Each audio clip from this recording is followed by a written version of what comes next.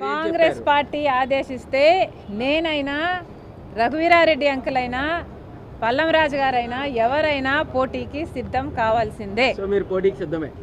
Congress party ఆదేశిస్తే ఎవరైనా పోటీకి సిద్ధమే. మాలో కాంగ్రెస్ పార్టీ కుటుంబంలో ఉన్న ఎవరైనా సిద్ధమే. సజ్జల గారు సమాధానం చెప్పాల్సింది రాష్ట్రంలోని సమస్యల గురించి. సజ్జల గారు సమాధానం చెప్పాల్సింది రేవంత్ రెడ్డి గారు అక్కడ ఎందుకు వచ్చారు, ఏం మాట్లాడారు అన్న విషయం గురించి.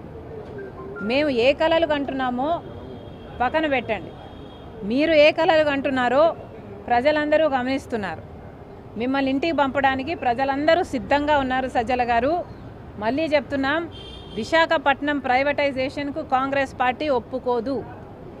కాంగ్రెస్ పార్టీ ఈరోజు విశాఖపట్నం కోసమైనా, ప్రత్యేక హోదా కోసమైనా, పోలవరం కోసమైనా, రాజధాని కోసమైనా, కడప స్టీల్ ఫ్యాక్టరీ కోసమైనా, ఇలా ఏపీ రీఆర్గనైజేషన్ యాక్ట్లో ఉన్న ఆంధ్ర రాష్ట్రానికి చెందిన హక్కులన్నిటి కోసం కొట్లాడుతున్న ఏకైక పార్టీ కాంగ్రెస్ పార్టీ. ఈరోజు సజ్జల గారిని అడుగుతున్నాము, అవినాష్ రెడ్డి గారు జగన్మోహన్ రెడ్డి గారి సొంత కజిన్. మరి అట్లాంటప్పుడు వైసీపీలో ఎంపీగా ఉండి కూడా అవినాష్ రెడ్డి గారు ఎందుకని కడప స్టీల్ ఫ్యాక్టరీ కోసం ఏ పోరాటము చేయలేదు? ఇంతవరకు కడప స్టీల్ ఫ్యాక్టరీ ఎందుకు రాలేదో ముందు సజ్జల గారు, అవినాష్ రెడ్డి గారు, జగన్మోహన్ రెడ్డి గారు సమాధానం చెప్పాలి.